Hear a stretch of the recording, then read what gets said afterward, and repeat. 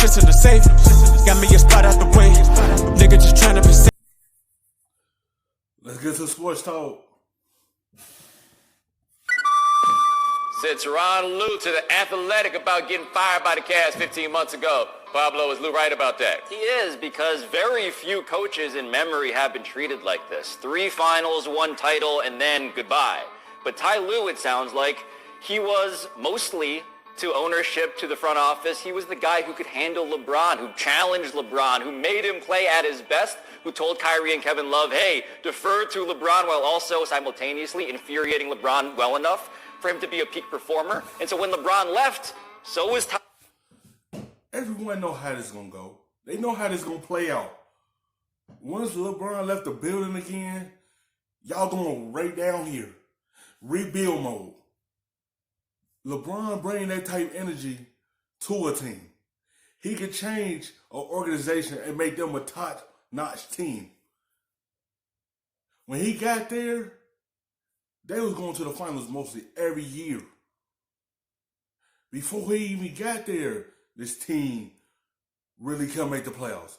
When he got there, it changed everything because he brought that leadership to a team. Everyone know how this goes once he leaves. When Kyrie left him, he carried a team. He carried them to the finals and almost beat the Warriors in game 1 when he had 51 points until that incident happened with JR. We're not going to speak on that. But it's a simple fact he is. You know your team changed once your superstar leave and go for a new team. That's why you go into the draft lottery and draft a top pick in Colin Sexton, because you know you're in rebuild mode once he left.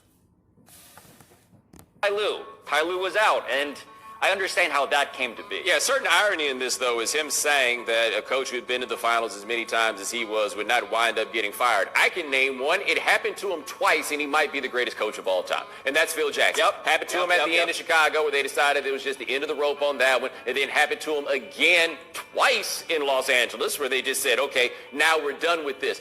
But Lue didn't have the baggage with his situation as Jackson had with those. I get where he's coming from, but they really just looked at him as guy who coached LeBron. As much as Dan Gilbert hated the idea that LeBron thought the world revolved around him, he sure acts like it did, because nobody else really gets any credit, seems to be, in the mind of... It's not about the world revolve around LeBron. He just already one of the best players of all time. And all the attention is going to be on him.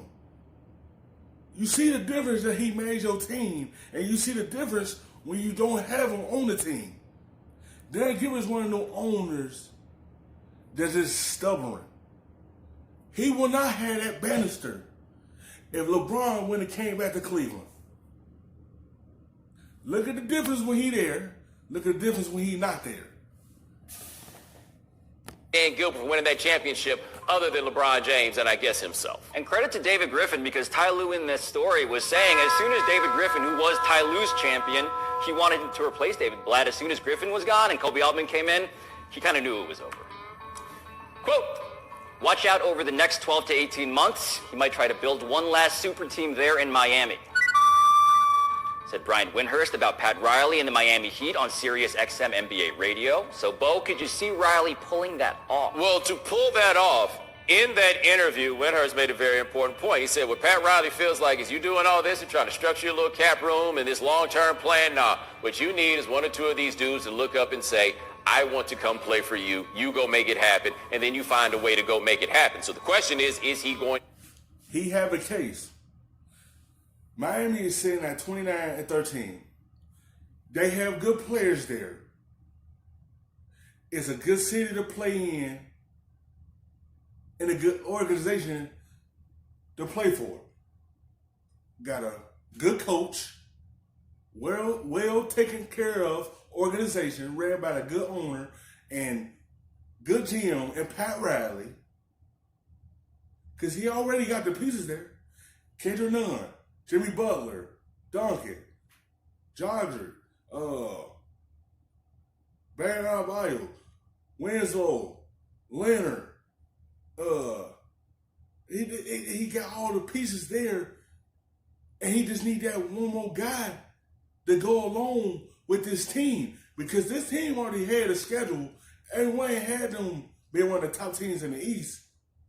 So that'll be a good landing spot for someone to willing to go play there, because they have a good team there. One more guy. Be able to get those one or two guys to do that, and is one of them going to be my man Freaky Greeky, who does not impress you anymore? I think that Giannis is the guy they're talking about. They're talking about Giannis coming over as a free agent in 2021. That is what the director of Heat Propaganda has informed me. But what I love about this story is that we have a great man theory of general managing with Pat Riley that is kind of extinct otherwise. Simply by force of Pat Riley being Pat Riley, all of these things are possible.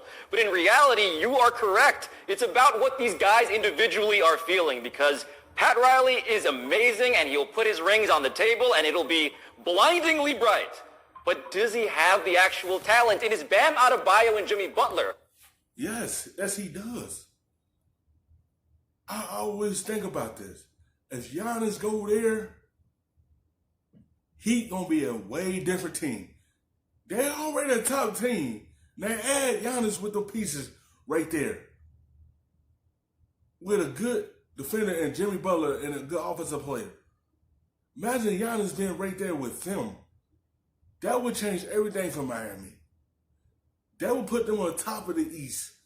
They come out of the East if he go there, because it's a good spot. It's a good team. They just need that one more person to get them over that hump again. Are those 2 of 3 ingredients in a super team? I don't even know if that's true yet. If Giannis can fit with those two, you got a damn good chance. They're second in the East now, right? Luka Doncic. You can barely reach your hair, let alone the rim. But speaking of hair, can we just take a moment? Okay. Steve Kerr said this about Doncic, Bo. Quote, "He reminds me a little bit of Larry Bird, but he's got this James Harden skill set with crossovers and step backs." End quote. So you in with Steve Kerr on that? Let's just focus on the James Harden part. I don't really feel like trying to do this up with y'all right now. The James Harden part, absolutely something to it. And impressive, given that Doncic is about a couple inches taller than him. Like, I feel like we just come on this show to try to find ways to say again just how great Luka Doncic is, right after you do stuff like talk about how Giannis wasn't impressive for scoring 37 in 21 minutes. Luka Doncic is so incredible. You're not numb to it? Where's your numbness? Here's my numbness. Basically, whoever you like as a fan of basketball history, you see it in Luka Doncic. I am numb to the comparison simply because he is unique enough to sort of fit every possible criteria. So for Larry Bird, it's the court vision. For James Harden, it's it's the court vision that he had. It's just like Larry Bird. The way he could see the court and observe everything around him and know where the open guy is, he got good vision. James Harden comparison. He could do ISO as well and break down the defense and attack the rim very well, could draw fouls very well, and a good ISO player with good court vision. You know, he a nice scorer also. Euro style, I'm going to put you off balance, but also I'm going to have the step back to my game. But it's also obviously a little mini LeBron, as I've said. It's also some Manu Ginobili. It's everything. It's a Rorschach test, and that's why he's incredible. I feel like all of this, those last two were a Rorschach test about you. Come on, man. You just like I'm numb to Giannis, but Luka, I can't talk about him much more. Now, the Atlanta Hawks. Atlanta has the worst record in the league, 9-32. You in on the Hawks making a deal before the deadline or just riding out this rebuild? I am in on them riding out the rebuild simply because I don't know who they're going to get if they're going to make a big move like this. The number one name I've heard, Bo, is Andre Drummond, and Andre Drummond is a useful player for somebody. But if you're going to... It's going to be hard to get a top player to go to Atlanta and play besides Trae Young. It's going to be hard. Because all these players going to look at how is the team built. Like, what is this team doing? Can this team help me win games? Can this team make it to the playoffs and go deep? Can this team do this? It's just a lot that go into it to land a player like that. They have to see something there before they even go there and see if there's a winning team there. Right now, they don't have a good case to land that top-notch player. You have to pay him a ton of money, and you have a guy like John Collins who vibes really well with Trae Young, obviously the centerpiece of your team. I don't know why you have to go out and rush to get an Andre Drummond. Yeah, I gotta be careful with this because I've heard a lot more about this John Collins guy than I have actually seen, and I feel like that's the case for a lot of people who talk about the Hawks because y'all ain't actually watching the Hawks play. The only rationale for making a move by the deadline, which implies some level of urgency, is that Trae Young is sick of this, right? Now, I don't know how much you have to do to counteract his sickness of the situation, or if you can just get you a grown-up, an adult, to be in there and actually play, unlike Vince Carter, who's just there to be old in the locker room. Maybe you do that. Otherwise, I guess I'll just keep on being sorry.